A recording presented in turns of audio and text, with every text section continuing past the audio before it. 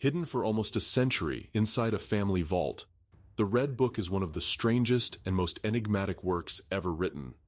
Its pages are filled with visions, symbols, and cryptic dialogues that blur the line between madness and genius. What kind of mind could create something so haunting? And what price did he pay for it? Carl Gustav Jung was no ordinary thinker. By the early 1900s, he had already become one of Europe's most respected psychologists and a close associate of Sigmund Freud. Together, they sought to unravel the mysteries of the human mind. But behind Jung's calm, analytical exterior, something was stirring, a growing storm that would drive him into the darkest corners of his own psyche. In 1913, Jung's reality began to fracture. He started experiencing vivid dreams and disturbing visions, rivers of blood flooding Europe, prophetic figures whispering to him, and landscapes that seemed torn from another world. He feared he might be losing his sanity. But rather than flee from these visions, Jung decided to face them. He would descend into his own unconscious and record everything he saw. What emerged from that descent became the Red Book, a manuscript of extraordinary beauty and terror, filled with Jung's own paintings and reflections. For nearly 100 years, the world knew almost nothing about it. But within its pages lay the foundation of Jung's greatest ideas: the collective unconscious, archetypes, and the process of individuation. Today, we will follow that journey through three phases: the fall, the journey, and the revelation. Chapter 1: The Crisis. Jung's descent began with a rupture that changed his life forever: his break from Sigmund Freud. For years, Jung had been Freud's closest ally, even anointed as his successor, the heir who would carry psychoanalysis into the future. Their first meeting in 1907 lasted 13 hours straight, two brilliant minds discovering they had found their counterpart. But beneath this partnership, tension was building. The two men held radically different views about what drives human behavior. Freud believed our actions and dreams were rooted primarily in repressed sexual desires. Jung disagreed. He saw the human psyche as something far broader and more mysterious, a vast landscape shaped by myths, symbols, and shared human experiences that transcended the individual. This intellectual clash tore their relationship apart. When Jung finally distanced himself from Freud in 1913, he didn't just lose a mentor, he lost his guiding compass, his intellectual anchor. The split triggered a deep internal crisis that would push him to the edge of sanity itself. Jung later wrote that he felt menaced by a psychosis and feared he might be going insane. He described this period as if his mind had been split in two, one part anchored in everyday reality, continuing to see patients and maintain his household, and another part slipping into a strange symbolic world that defied logic. His wife Emma watched with growing alarm as her husband withdrew into long, brooding silences. His children sensed something was wrong but couldn't name it. The house filled with an oppressive tension, as if everyone was waiting for something to break. Yet rather than resist or seek treatment to suppress these experiences, Jung made a radical decision: to surrender to the visions and observe them as both participant and scientist. He would descend into his own unconscious and document everything he found. Chapter 2: The Descent Within. To explore his visions consciously, Jung developed a technique he called active imagination, a process of entering a meditative state and allowing his unconscious mind to speak through images, characters, and symbols. This wasn't daydreaming or passive fantasy. It required extraordinary discipline. Remaining conscious enough to observe what was happening, yet surrendered enough to let the unconscious express itself freely. Instead of analyzing these visions from a safe distance, Jung interacted with them directly. He asked questions, held conversations, even argued with the figures that appeared. If a figure emerged, he would challenge it, demand to know what it represented. If a landscape appeared, he would enter it, explore it as if it were physically real. The figures would respond, and their responses were not what Jung expected or wanted. They had their own agendas, their own knowledge. They possessed autonomy, seeming to exist independent of his ego's control. He carefully recorded these sessions in what became known as the Black Books, 7 small notebooks filled with dialogues, visions, and reflections, written in cramped, urgent handwriting. These journals would later be transformed into the Red Book, rewritten in ornate Gothic calligraphy and illustrated with intricate dreamlike paintings, mandalas in brilliant colors, symbolic images that seemed to pulse with their own life. Active imagination was Jung's way of connecting with the hidden parts of himself. It was like opening a door between what you know about yourself and what you don't. He would sit down, close his eyes, and let images, voices, and feelings come up from deep inside. It wasn't just daydreaming. It was a real conversation with his inner world. Through this process, Jung wasn't just trying to understand himself. He wanted to discover the patterns and symbols that live inside all of us. The danger was real and constant. Jung later wrote that he felt suspended over a vast abyss, held by the thinnest of threads. He kept a revolver in his study, whether as protection or as a final escape if the psyche claimed him completely, he never said. Chapter 3: The First Visions. October 1913. Jung was traveling by train when, without warning, something shifted. The familiar world dissolved, replaced by something impossible. He saw an ocean, vast and dark, covering everything. The water rose until it reached the mountains. Then it began to change color, yellow at first, like sulfurous mud, then red, deep arterial red. The ocean had become blood. The vision was overwhelming in its sensory detail. Jung could smell it, that metallic organic scent of freshly spilled blood. Bodies floated past, thousands upon thousands of them, soldiers and civilians, all carried by the crimson tide toward some unknowable destination. When the vision released him, Jung found himself back on the train, shaking, drenched in sweat. 2 weeks later, it happened again. The exact same vision. This haunted him. In October 1913, it seemed like pure delusion. But when World War I erupted in August 1914, Jung was horrified but not surprised. His vision had anticipated the catastrophe by almost a year. The rivers of blood, the countless dead, the generation drowned in violence. As Jung ventured deeper into active imagination, he encountered a flood of symbolic imagery. Underground caverns covered with ancient markings, vast deserts under merciless suns, landscapes that seemed torn from another world, and waiting in these depths were figures that would change everything. He met Elijah, an impossibly ancient prophet who spoke in riddles about spiritual wisdom. Beside him stood Salome, a beautiful woman radiating dangerous allure, representing the life of the senses and embodied desire. Together they taught Jung about the tension of opposites, spirit and flesh, wisdom and passion, transcendence and embodiment. Then came Philemon, an old man with the horns of a bull and the wings of a kingfisher, whose robes shimmered in brilliant blues and greens. Philemon became Jung's primary teacher, offering insights that exceeded Jung's own conscious understanding. Their conversations were philosophical dialogues about the nature of consciousness, reality, and existence itself. These figures weren't mere hallucinations.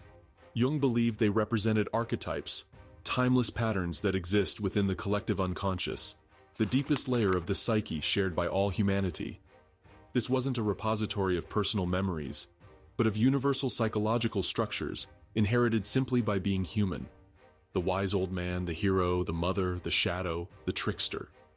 Each figure he met showed him something true about being human. They forced Jung to face parts of himself he had been hiding from for years. Some of his visions were terrifying, but they all meant something real. This wasn't madness.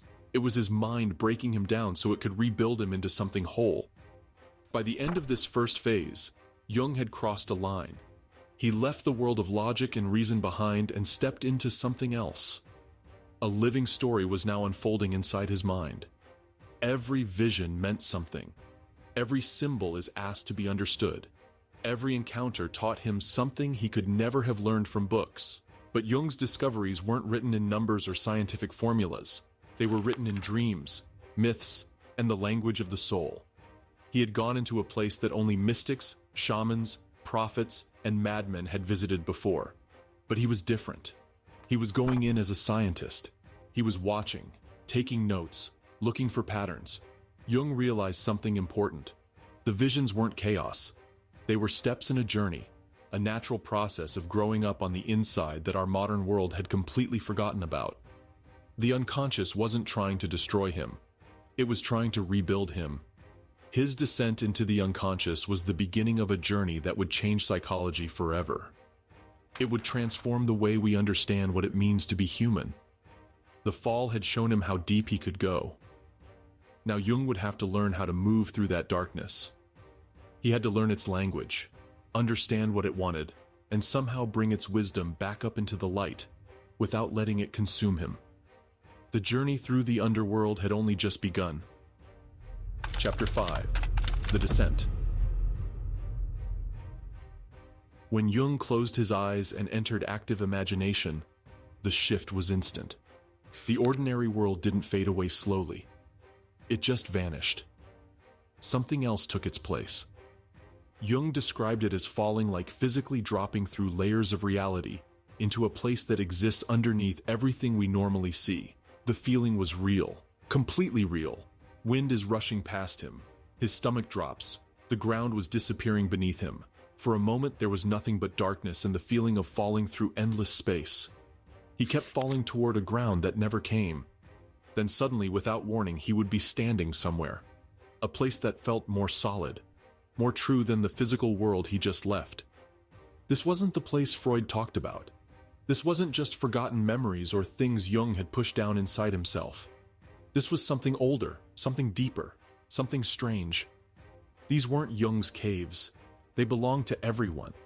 They were carved out over thousands and thousands of years by the experiences of every human who ever lived. The first time he descended, Jung found himself at the edge of a vast chasm. The opening led downward into darkness so complete it seemed less like the absence of light than the presence of something else. Something that absorbed light. Sound thought itself.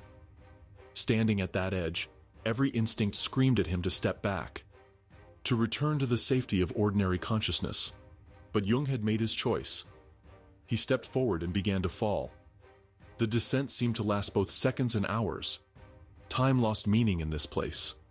When he finally landed, it was soft, impossibly soft, as if the darkness itself had caught him. He stood and found himself in an underground world lit by a dim, sourceless glow that revealed stone corridors stretching in every direction. The walls were not smooth but covered with markings, rude paintings, and etchings that seemed impossibly ancient. He recognized some of the symbols: spirals, circles, handprints, animal figures, and geometric patterns. These were the same images that appear in cave paintings across every continent, created by people separated by thousands of miles and thousands of years, yet somehow producing identical symbols. How was that possible, unless these images arose from something shared, something universal? Jung began to walk through the corridors, and with each step he felt himself moving not just through space, but through time, descending backward through layers of human consciousness. The uppermost layers contained relatively recent material, symbols from Christian mysticism, alchemical diagrams, medieval visions of heaven and hell. Deeper down came images from classical antiquity, Greek myths, Roman mysteries, and Egyptian hieroglyphs. Deeper still were symbols from the Bronze Age, the Neolithic, back and back until he reached layers that predated written language entirely. Back to the time when humans first became conscious enough to create images of their inner experience. This was the living reality of what he would later theorize. Beneath personal experience lies a shared psychological inheritance, templates that shape how we experience fundamental human situations just as instincts shape animal behavior. Jung walked deeper into the corridors, and the air changed.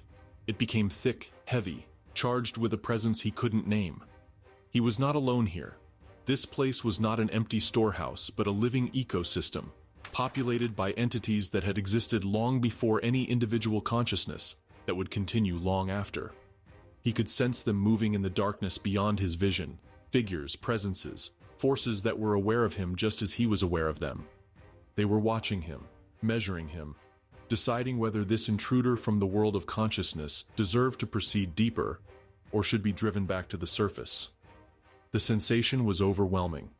Every horror movie you've ever seen, every nightmare where something stalks you through dark spaces, every childhood fear of monsters in the closet, all of these arise from this same source, from the dim awareness that the unconscious is inhabited, that we are not alone in our own minds.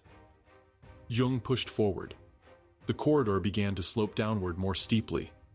The symbols on the walls became less recognizable, more abstract, more purely geometrical.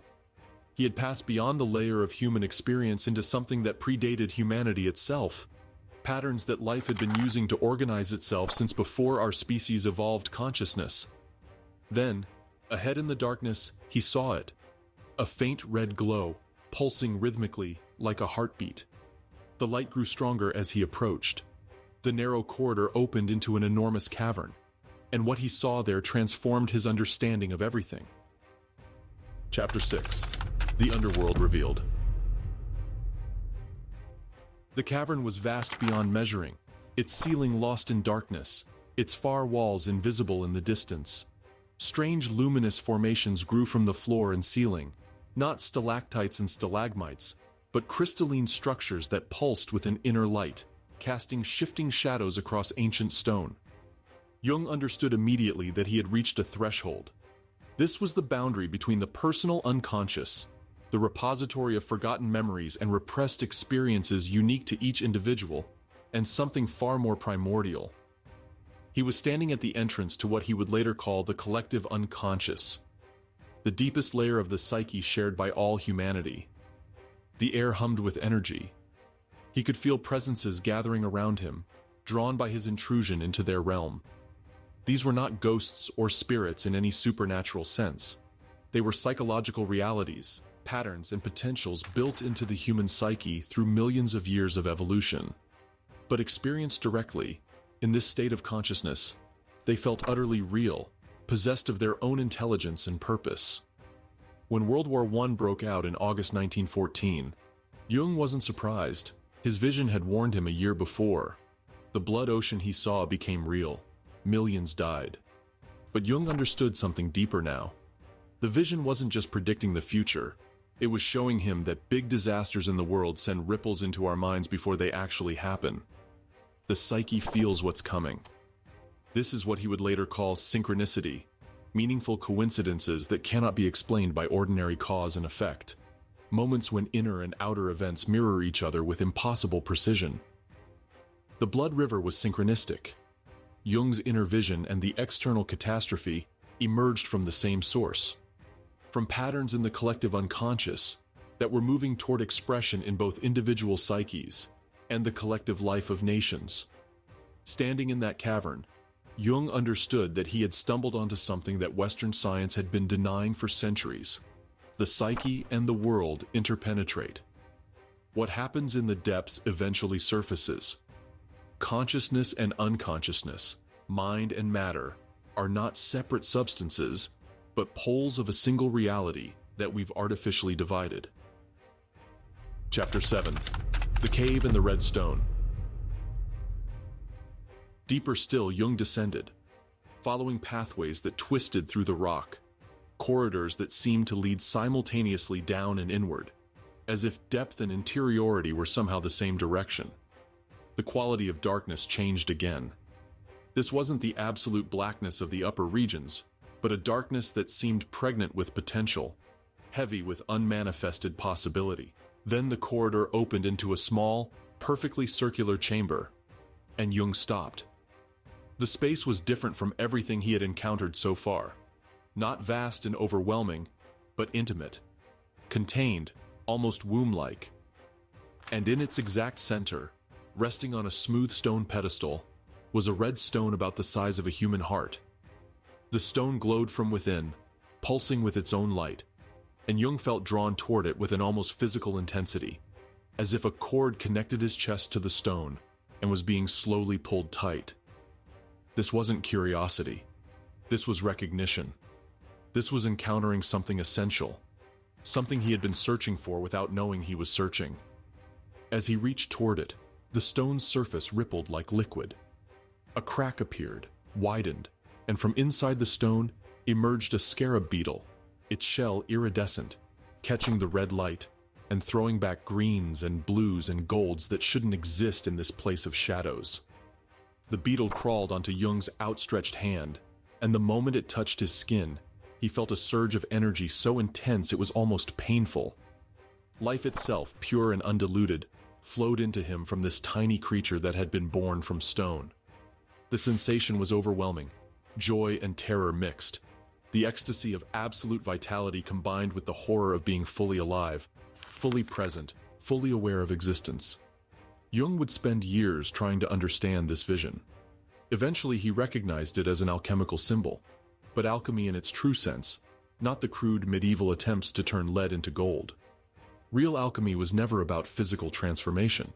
It was a symbolic language for psychological transformation, for the process of refining the base, chaotic contents of the unconscious into something integrated and whole. Alchemists spoke of the opus, the great work, which required taking prima materia, raw, undifferentiated matter, and subjecting it to various processes, burning, dissolving, separating, and recombining. What they were really describing was the psychological work of individuation, the process of taking the raw chaos of the unconscious and integrating it with consciousness to create something new. The red stone was the philosopher's stone, the ultimate goal of the alchemical process. But it wasn't a physical substance that granted immortality or infinite wealth. It was a symbol of the self, not the ego, not the small I that navigates daily life, but the totality of the psyche, the unified field of consciousness and unconscious working together in creative partnership. The ego is what we think we are, the voice in our head, the center of decision-making, the I that says I think, and I want, and I am. But the ego is just a small part of the total psyche, a spotlight of awareness moving across a vast dark stage. The self is the entire stage, the spotlight and the darkness together, the totality that includes both what we know about ourselves and what remains unconscious. The scarab was equally rich with meaning. In ancient Egypt, the scarab beetle was sacred, a symbol of resurrection and transformation. The beetle lays its eggs in dung, the most base, rejected material, and from that filth emerges new life. The Egyptians saw in this a perfect metaphor for the soul's journey. How from darkness and death comes rebirth, how the lowest can become the highest. For Jung, the scarab represented the same principle operating in the psyche. We contain material we consider worthless, disgusting, shameful, primitive instincts, violent impulses, sexual fantasies we're ashamed of, parts of ourselves we've rejected and disowned. This is the shadow, the dark twin that lives in the unconscious and carries all the potential we've denied. But this rejected material isn't just garbage to be eliminated. It's raw energy, unrefined power that can be transformed and integrated. The shadow contains not just what's worst in us, but what's most vital, most alive. By confronting it, by bringing it into consciousness without being overwhelmed by it, we reclaim that energy and become more whole. What struck Jung most powerfully was that he hadn't invented these symbols. The red stone and the scarab had appeared spontaneously, carrying meanings he only understood later through research. The unconscious was teaching him through its own ancient language, a language of symbols that predated words, that spoke directly to some deeper part of his psyche that rational thought couldn't reach. This was a crucial discovery. Symbols are not arbitrary. They emerge from the structure of the psyche itself, from the same source that produces myths and religious visions. A symbol is not a sign. A sign points to something else. A stop sign means stop. A symbol participates in what it represents. It contains the thing itself in concentrated form. The red stone wasn't a picture of psychological wholeness. It was psychological wholeness, present and active in Jung's psyche, manifesting as an image because images are the language through which the unconscious communicates with consciousness. By encountering the stone, by experiencing its numinous presence, Jung was actually encountering his own potential for integration, for becoming whole. He understood now that the visions weren't random. They weren't signs of madness. They were steps in a journey, a process that his mind was leading him through. He was being taught, changed, transformed by something inside him that had its own intelligence and purpose. The unconscious wasn't trying to destroy him, it was trying to rebuild him. Chapter 8. The Encounter with Elijah and Salome. In one of his early descents, as Jung continued his journeys deeper, the landscapes began to change. He found himself in a different place entirely. Not underground anymore, but somewhere ancient and timeless. A place that seemed to exist outside of the normal world. Stone ruins surrounded him. Weathered columns that might have been Greek or Roman, or from some civilization that never existed in historical time. And waiting for him among the ruins were two figures who would become central to his understanding of the mind's symbolic language.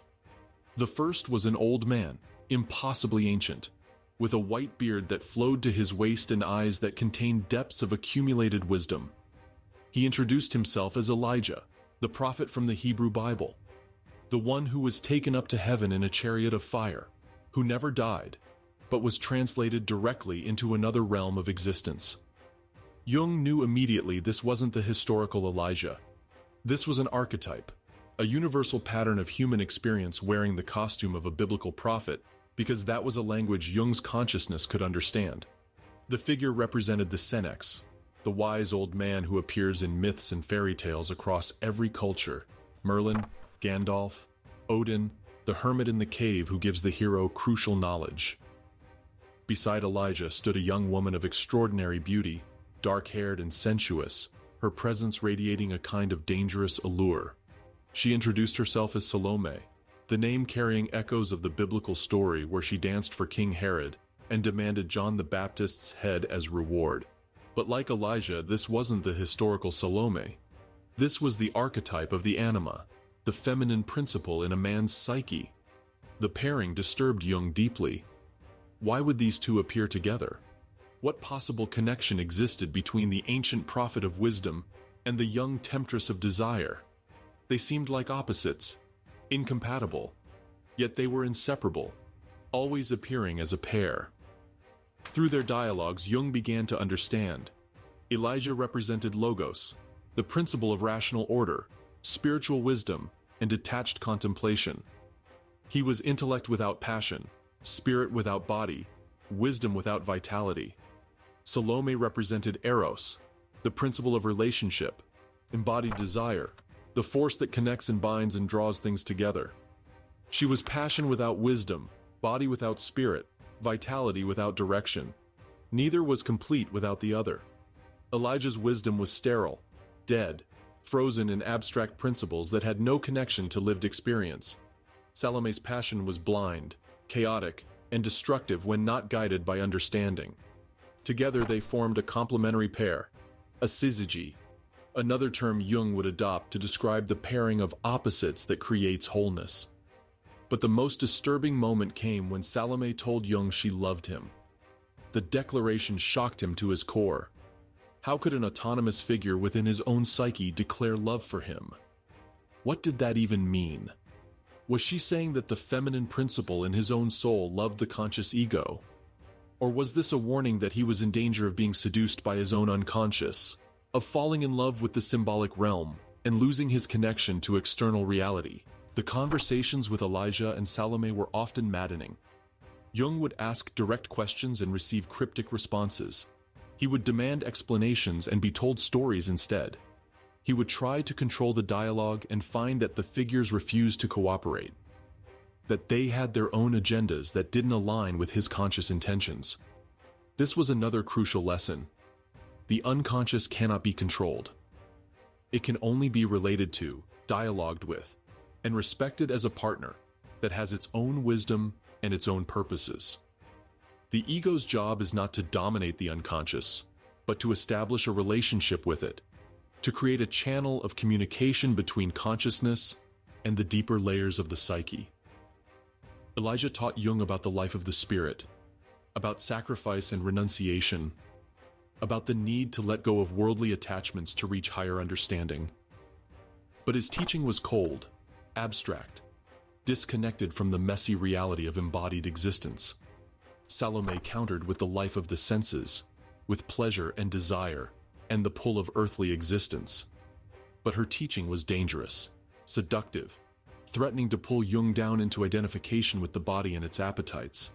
The tension between them was unresolvable, and Jung gradually understood that it wasn't meant to be resolved. The psyche operates through the tension of opposites. We grow not by choosing one pole over the other, but by learning to hold both simultaneously, to contain the contradiction without being torn apart by it. This is the beginning of wisdom, recognizing that truth is paradoxical, that seemingly incompatible things can both be true, that the psyche is large enough to contain opposites that consciousness finds unbearable. Elijah and Salome together formed a complete picture of human possibility, spiritual and physical, transcendent and immanent, eternal and temporal. Jung learned to listen to both voices, to honor both principles, to navigate between the extremes without identifying exclusively with either. This is the path of individuation, not choosing between opposites, but integrating them, creating a third position that includes both poles in a higher synthesis. Chapter 9. Philemon, the master of the soul. Then came the figure who would change everything, who would transform Jung's entire understanding of what he was experiencing and what the psyche actually is. The figure appeared first in a dream, an old man with the horns of a bull and the wings of a kingfisher, his robes colored in brilliant blues and greens that seemed to shimmer with their own light. When Jung woke from that dream, he knew he had encountered something extraordinary. The image haunted him for days. Then, in his next session of active imagination, the figure appeared again, more substantial, more present. He introduced himself as Philemon, and from that moment forward, he became Jung's primary teacher, guide, and inner companion. Philemon was unlike any of the other figures Jung had encountered. Elijah spoke in riddles and prophecy. Salome operated through feeling and intuition. But Philemon possessed a clarity of thought, a precision of language, and a depth of psychological insight that exceeded Jung's own conscious understanding. Their conversations were philosophical dialogues of the highest order, discussions about the nature of consciousness, the structure of reality, and the purpose of human existence. The teaching Philemon offered was revolutionary, and it struck at the heart of Jung's assumptions about who and what he was. The crucial lesson came early in their relationship, delivered with the calm authority of someone stating an obvious fact. Thoughts are not produced by the ego. They have an objective existence independent of your will. Jung initially rejected this. Of course, he produced his own thoughts. Who else would produce them? Thinking was what the conscious mind did. It was the very definition of consciousness, I think. Therefore, I am. But Philemon was patient, insistent. He asked Jung to observe. Where do thoughts come from? When you sit quietly and observe your own mind, do you deliberately create each thought? Or do thoughts simply appear, rising into consciousness from some unknown source, and you then choose whether to engage with them or let them pass? Jung observed, and with growing amazement realized Philemon was right. Thoughts arise spontaneously, presenting themselves to consciousness like objects appearing in a field of vision.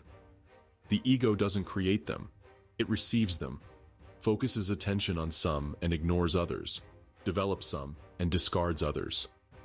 But the thoughts themselves come from elsewhere. This realization was devastating to Jung's sense of identity. If the ego doesn't produce thoughts, then what is the ego? What is this I that claims to be thinking? Philemon explained. The ego is a lens, a focusing mechanism, a spotlight of awareness that consciousness uses to navigate the psyche. But consciousness itself is far larger than the ego, and the psyche is larger still.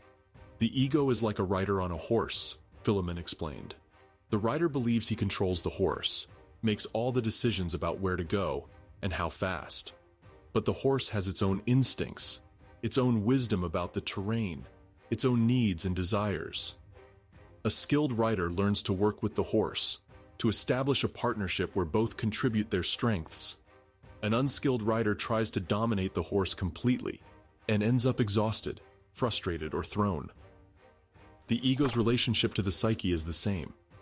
We can try to control everything through conscious will, suppressing what arises from the unconscious, insisting that only rational thought should guide our lives. But this creates exhaustion, neurosis, a sense of living at war with ourselves. or we can learn to listen to what arises from the depths, to dialogue with it, to integrate its wisdom with conscious understanding.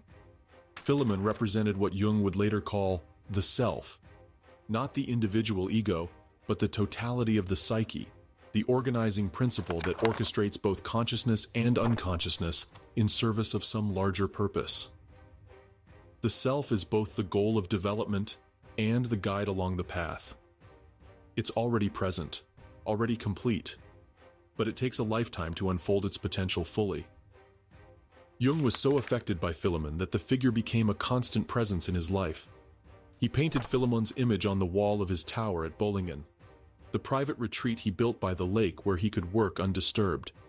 He would walk in his garden, having long conversations with Philemon, speaking aloud, debating points of psychology and philosophy with this inner teacher. To any observer, Jung looked like a man talking to himself, possibly delusional. His family grew concerned. His children would peek around corners and see their father in animated discussion with empty air, but Jung understood what was happening. He wasn't talking to himself. He was talking to another center of consciousness within his own psyche, one that possessed genuine knowledge and could guide his development.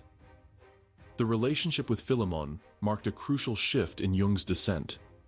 Before Philemon, the experience had been overwhelming, chaotic, terrifying, a flood of symbols and visions that threatened to drown consciousness.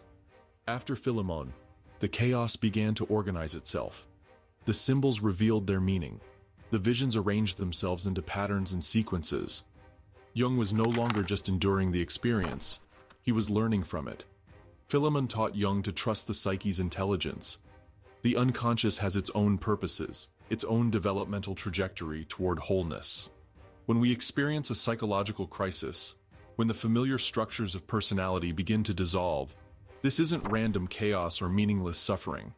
It's the psyche reorganizing itself at a higher level of integration, breaking down outdated structures to make room for something new. The ego's job is not to control this process. It can't but to participate in it consciously, to observe what's happening, to dialogue with the forces that emerge from the unconscious, to gradually integrate what was unconscious into consciousness without being overwhelmed by it. This is the opus, the great work, the conscious cooperation with the unconscious toward the goal of wholeness. Chapter 10. Integration, the birth of the self.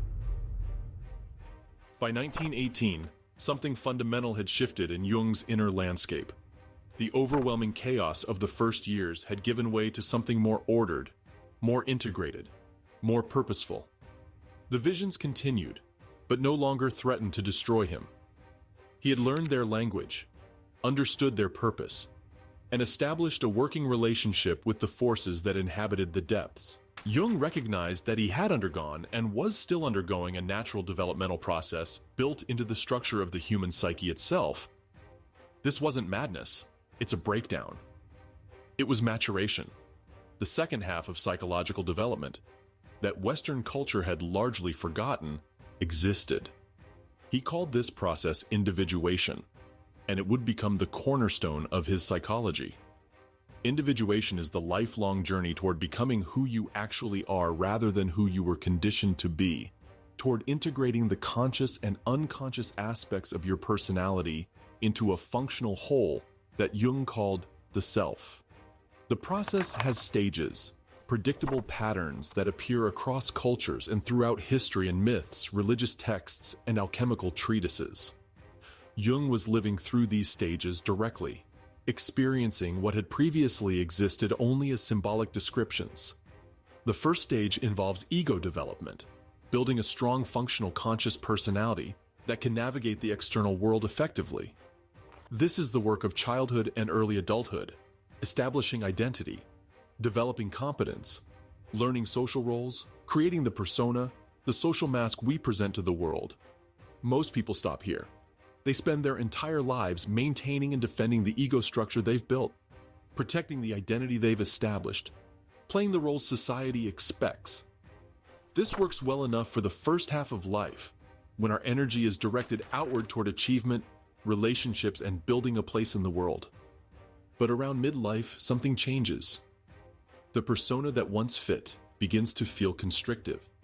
The goals that once motivated now seem hollow. The identity that once felt solid begins to crack. This is not failure or pathology, it's the psyche signaling that it's time for the second half of development, the inward journey toward wholeness. This is where individuation properly begins. The person must turn away from external achievement and confront what has been neglected, repressed, or never developed. The first encounter is always with the shadow. All the qualities, potentials, and energies that were excluded from the conscious personality. The shadow contains everything the ego considers unacceptable. Aggression, sexuality, greed, laziness, cruelty, weakness, and neediness. But it also contains positive qualities that were suppressed because they didn't fit our self-image. Creativity, spontaneity, spiritual longing, vulnerability, tenderness. The shadow is not purely dark, it's simply unconscious. And because it's unconscious, we can't control it. Meeting the shadow is terrifying because it means acknowledging that we are not who we thought we were. The good person discovers the capacity for evil. The rational person encounters irrational urges. The controlled person finds chaos lurking beneath the surface. But this encounter is essential. Until we acknowledge the shadow, we remain its puppet, acting out its contents while denying they're part of us. Jung met his shadow in the early visions, violent impulses, grandiose fantasies, and destructive desires he had never admitted to consciousness. Instead of fleeing or suppressing these contents, he learned to dialogue with them, to acknowledge their existence without being controlled by them. This doesn't eliminate the shadow. It makes it conscious, which means its energy becomes available for conscious use. But the shadow is just the first challenge. Deeper still lies the anima, in men, or animus, in women, the contrasexual aspect of the psyche. A man carries an unconscious feminine component that influences how he perceives women and relates to his own emotional life. A woman carries an unconscious masculine component that influences how she perceives men and relates to her own thinking and actions. For Jung, the enigma first appeared as Salome, seductive, dangerous, threatening to pull him into identification with feeling and instinct. But as he learned to relate to this figure consciously, she transformed, became a guide leading him deeper into the unconscious. The anima serves as psychopomp, the guide of souls, mediating between consciousness and the deepest layers of the psyche. Beyond the personal layers of shadow and anima lies the collective unconscious, with its vast population of archetypal patterns. Individuation requires encountering these forces, experiencing their numinous power without being possessed by them, and integrating their wisdom into conscious life. And finally, at the deepest level lies the self, the goal and the guide of the entire process. The self is not something we create through effort. It's already present, already complete, the acorn containing the oak tree. But it requires our conscious participation to unfold its potential fully. Jung's entire ordeal, from the first Blood River visions to his dialogues with Philemon, was the self orchestrating his development, breaking down the limiting structures of his ego to make room for a more comprehensive personality. The chaos he experienced wasn't the psyche attacking him, it was the psyche transforming him. This realization changed everything. What Jung had feared was that mental illness was actually psychological maturation. What he had interpreted as a breakdown was a breakthrough. The descent into darkness was necessary. Darkness being not absence, but the presence of what consciousness hasn't yet integrated. The goal of individuation is not perfection, but wholeness. Not eliminating darkness, but integrating it. Not achieving some idealized state free of conflict and neurosis, but learning to contain the tensions and contradictions that make us human. The individuated person is not perfect. They are complete, containing both light and shadow, both consciousness and unconsciousness, in creative tension. Chapter 11. The Concepts Born from the Book.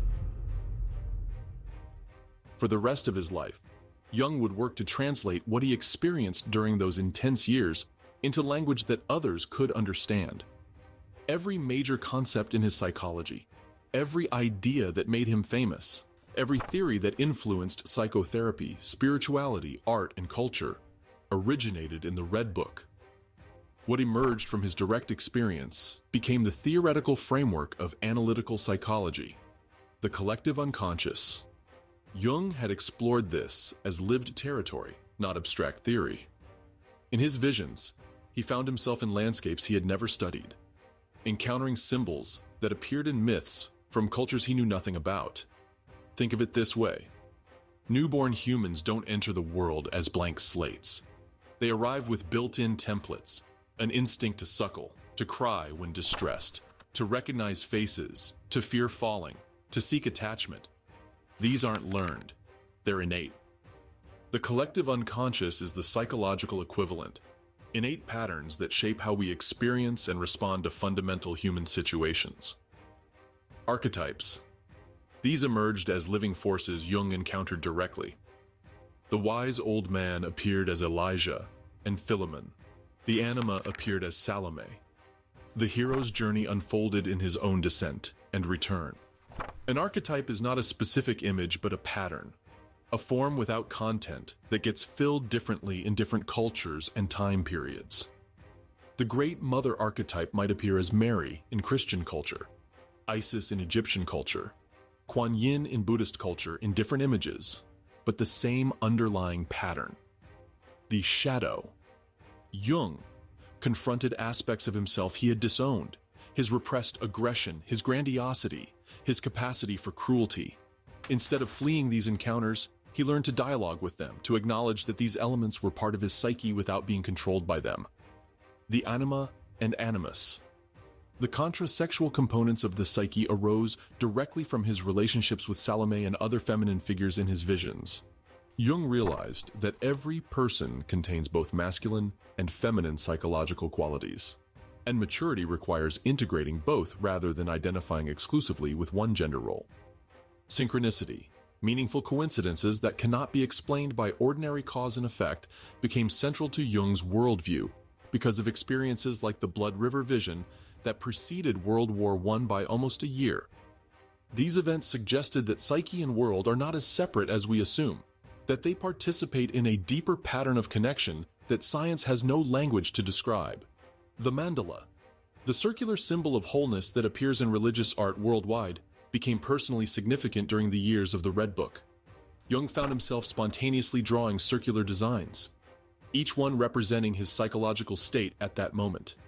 He realized the mandala is the psyche's natural symbol for the self, the totality trying to represent itself to consciousness. Every concept Jung later described in academic papers and books had been first lived as an immediate experience, felt in the body, encountered as real. The Red Book was the raw data, the laboratory notebook of his self-experimentation. His published works were secondary elaborations, attempts to translate ineffable experiences into language that could be communicated and applied clinically. This is what gives Jung's psychology its unique power and authority. He wasn't speculating about the unconscious from a safe distance. He had been there. He had mapped the territory. He had faced the forces that others only theorized about, and he had returned with knowledge that couldn't be gained any other way. Chapter 12. The Hidden Legacy. Jung completed the Red Book around 1930, after 16 years of painstaking work. He had taken the raw, chaotic material from his black books, the notebooks where he recorded his active imagination sessions in cramped, urgent handwriting, and transformed them into an illuminated manuscript of extraordinary beauty. Creating the book was itself a form of therapy, a way of containing and integrating the material that had threatened to overwhelm him. By transforming chaos into beauty, by imposing artistic order on psychological disorder, Jung was performing the alchemical opus on himself, refining base matter into gold. Then he set it aside. For the next 30 years, until he died in 1961, Jung rarely mentioned the Red Book. He showed it to perhaps a dozen people, always under strict conditions of confidentiality. Most were family members or very close associates. A few were scholars he trusted completely. But the book never left his possession, never became part of academic discourse, never influenced the development of his public psychology in any direct way. When asked about it, Jung would deflect, change the subject, or suggest that the material was too personal to share. He understood what many didn't. In the early 20th century, admitting that your psychological theories emerged from personal visions would have destroyed your credibility completely. Psychology was struggling to establish itself as a legitimate science. The last thing it needed was one of its leading figures admitting he had acquired his insights through methods indistinguishable from mysticism. So Jung built his public career on the foundation of a private apocalypse. He published case studies, theoretical papers, research on word association tests, books on psychological types. He founded analytical psychology as a school distinct from Freudian psychoanalysis. He lectured at universities, trained analysts, accumulated honors and recognition. He became one of the most influential thinkers of the 20th century, and almost no one knew about the Red Book. His family honored his wishes after his death, placing the manuscript in a secure vault.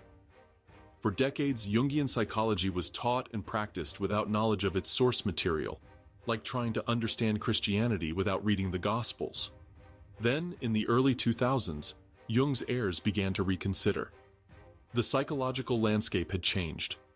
Mysticism was no longer automatically dismissed by academia. The rigid materialism of mid-20th century science had softened. There was new openness to non-rational ways of knowing, to the validity of subjective experience, to the intersection of psychology and spirituality. The family gave permission for publication, and editor Sonu Shamdasani spent 9 years preparing the manuscript, translating Jung's Gothic German script, researching sources and contexts, writing extensive commentary to help readers understand what they were seeing. The publication in October 2009 was a revelation. The book was enormous, 15 by 11 inches, weighing nearly 10 pounds, containing over 600 pages. Despite its $195 price, the first printing sold out within weeks. The New York Times ran multiple articles. Museums mounted exhibitions. Scholars descended on the material like archaeologists who had just discovered a lost city. For the academic community, the publication bordered on scandal. Everything they thought they knew about Jung's work had to be reconsidered. The concepts they had been teaching for decades were revealed to have originated not in clinical observation, but in personal visionary experience. The scientific Jung they had constructed, the careful theorist building psychology on empirical foundations, turned out to be partly fictional. The real Jung was far stranger, far more mystical, far more willing to blur the boundaries between psychology and spirituality, between science and art, between reason and revelation. A renaissance in Jung studies followed.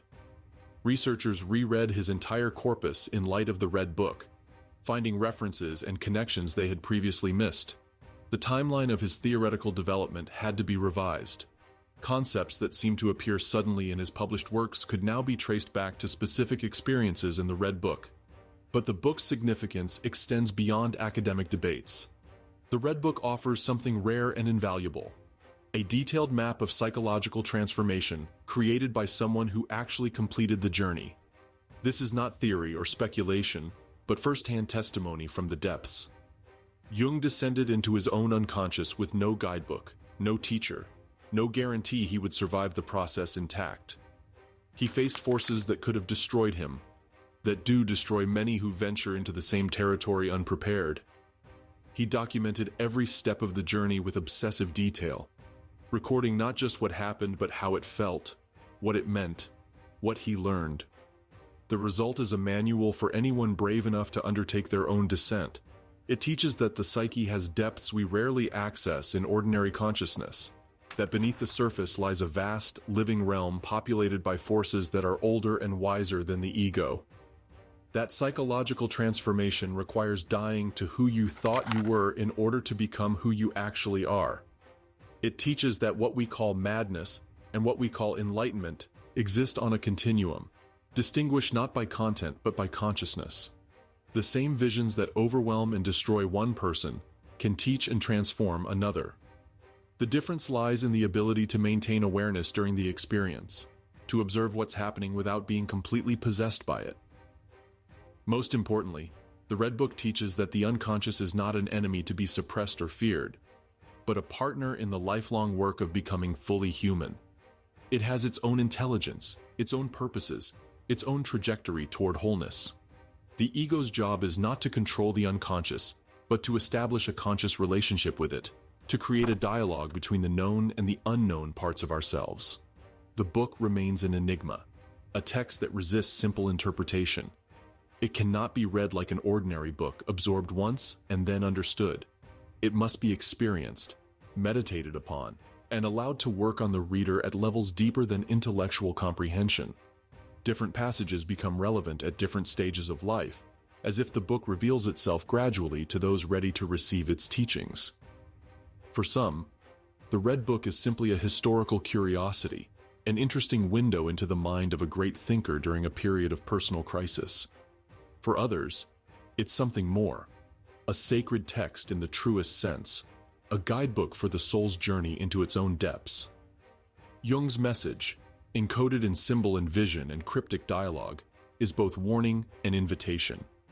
Yes, there are treasures in the unconscious, truths that cannot be reached any other way, potentials waiting to be discovered.